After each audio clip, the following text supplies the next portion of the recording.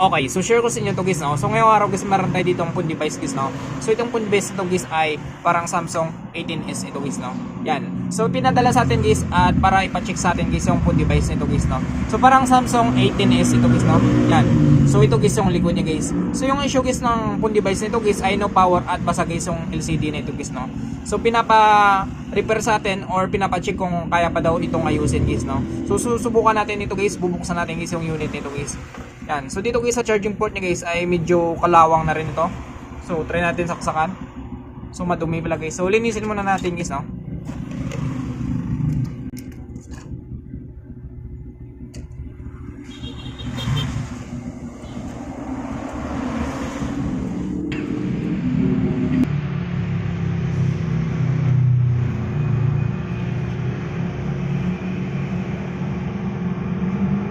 Yan.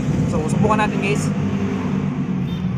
So check natin kung meron siyang reading guys sa schematic natin.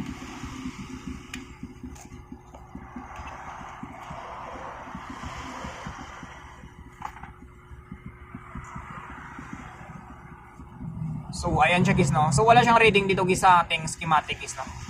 Yan. So 0 ampere siya guys. So ito guys yung unit guys. So papakita ko sa inyo guys, no. So 0 ampere siya guys.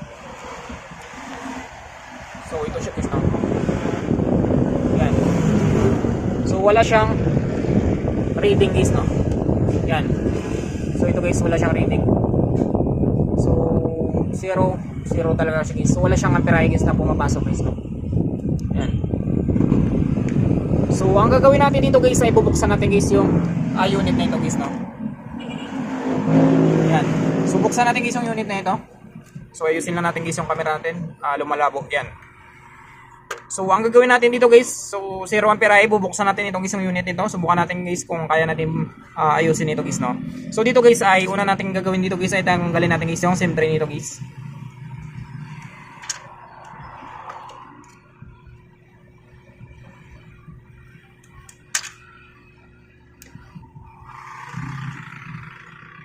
So ayan siya guys, no. So meron pa siyang SIM card guys. Yan. So dito guys ay bubuksan natin guys yung unit nito guys, no.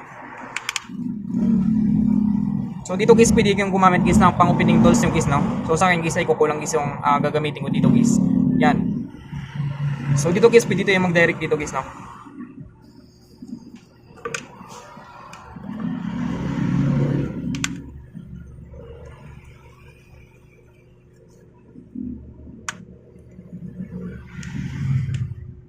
So ayan siya guys, no. So nabuksan natin guys yung unit nito guys. Yan. So dandaan natin guys, no.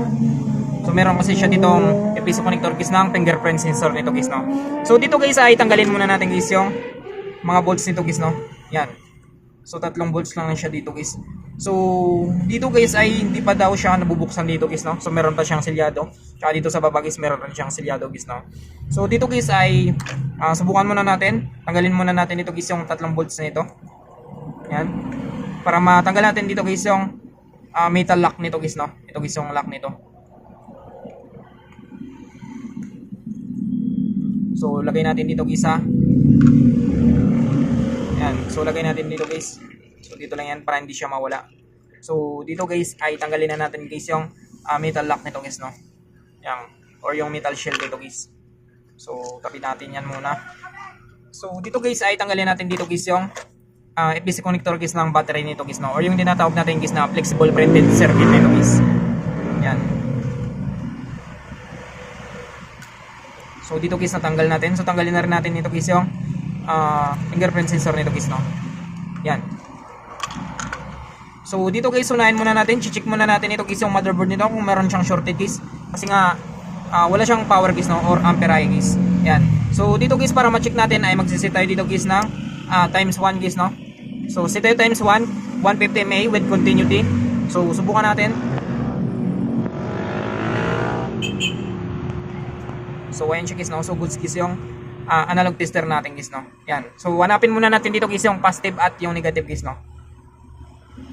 Yan. So ito guys yung positive sa positive, negative sa negative. So kapag binilaktad natin guys yung negative sa positive, positive sa negative guys, so dapat di siya papalo guys, no. Kasi kapag papalo ito guys, ibig sabihin guys ay meron siyang shorted guys, no. Yan. So hindi siya pumalo guys, ibig sabihin guys ay good board naman ito guys yung phone device nito guys, no. Yan, so hindi siya pumalo guys. Yan, so test natin guys yung battery nito. So gagamit tayo dito guys ng DC guys, no? So direct current voltage tayo guys. So 10 guys yung gagamitin natin. So subukan natin. So check natin guys yung battery nito. So wala siyang ano guys, no? So walang reading guys yung battery nito dito guys. Yan. So wala siyang reading guys. So wala siyang palo guys, no? So try natin i-activate guys yung battery nito guys. So baka na-stuck ito guys yung unit nito guys, no? Yan. So medyo may katagalan na kasi ito guys yung unit nito guys. Yan. So sabi nga dito guys ay na-stuck ito guys yung unit nito guys, no? So dito guys ay gagamit tayo dito guys ng active panel natin guys, no? So i-activate muna natin guys yung battery nito guys, no?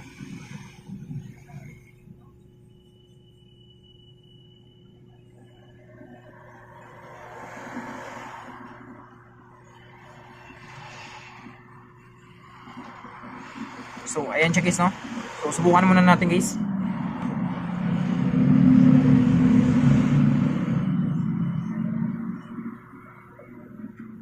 So makita rin natin dito guys kung mayroong reading guys yung battery niya. So walang reading guys yung battery dito guys, no? Yan. So makita nyo guys ay 00 guys. So ibig sabihin nito guys ay sira guys yung battery guys, no? So na-reading na rin kasi natin dito guys sa analog tester natin guys ay wala rin siyang reading dito guys. So pagdating dito guys sa ating active panel guys ay wala rin siyang reading. So wala siyang reading sa analog tester natin at dito guys active panel guys ay wala siyang reading guys, no? So ibig sabihin nito guys ay sira guys yung battery guys ng phone device nito guys, no? So tanggalin muna natin guys. So subukan natin guys, no?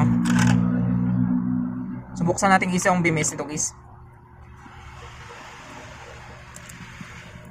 So kapag ganito guys ay hindi talaga siya maano guys. So ibig sabihin nito guys ay kailangan natin palitan guys ng battery nito guys, no?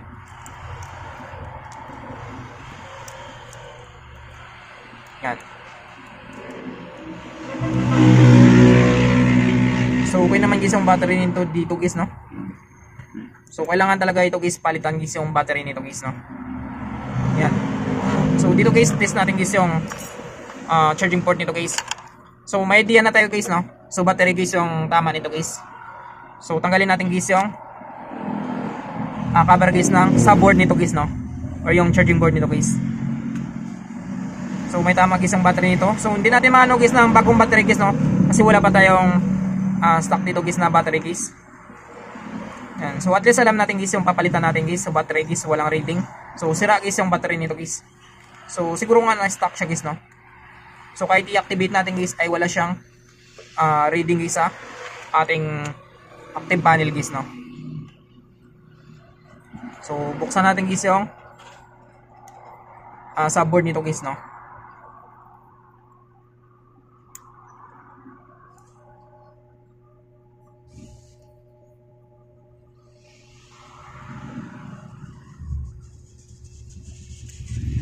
So ayan siya guys. So nabuksan natin. So tandaan natin.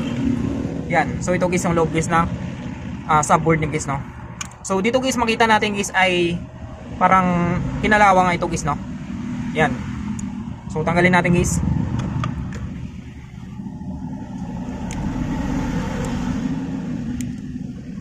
So tanggalin natin guys yung subboard dito guys, no? O yung tinatawag nila guys na charging board dito guys.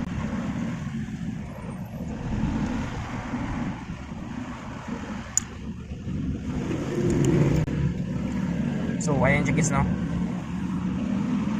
So sobrang dumi guys ng charging board nito guys, no? So micro pala ito guys. So buksan natin guys. Yan, so palinawin lang natin camera natin. Yan, so kinalawang nga ito guys yung subboard, yung charging board nito guys, no? Or yung charging pin nito guys. Yan. So stock pa ito guys yung charging pin nito guys. Yan. So ang problema lang dito guys ay kinalawang siya guys, no? So sira na pala ito guys. Yan, so kung makita niyo guys, kinalawang na talaga siya. Kinalawang talaga siya. So dito guys, yung papalitan natin dito guys ay yung charging port or yung charging pin nito guys, no? Kasi nga kalawang na ito guys yung pin nito guys, no? Or yung charging port nito guys, or charging pin nito guys. Yan. So yung papalitan natin dito, charging pin or charging port nito guys. at yung battery nito guys, no. So bali dalawa guys yung tama nito guys ng phone device nito guys, no. So Samsung 18s. So ipinadala sa atin ito guys at ginawa na rin natin guys ng video guys, no. Yan. So ang papalitan natin battery tsaka yung charging port or yung charging pin guys, no. Yan. So ganun lang guys, no. Kung paano natin guys matest guys yung phone device nito guys kapag walang power. So sinaksak natin guys sa smart charger natin guys or sa schematic natin guys, product schematic natin. So wala siyang reading guys, no. Yan. So natest natin guys yung board, okay naman. Maliban dito guys sa battery tsaka dito guys sa charging port or yung sa charging pin nito guys. Yan. So I hope guys na makatulong sa inyo itong video tutorial natin. Sa mga bago pa lang sa ating channel guys, no, huwag natin kalimutan guys i-click guys yung subscribe at yung notification bell button para ma-update ko kayo guys sa susunod natin guys na video tutorial. Thank you guys and God bless sa lahat.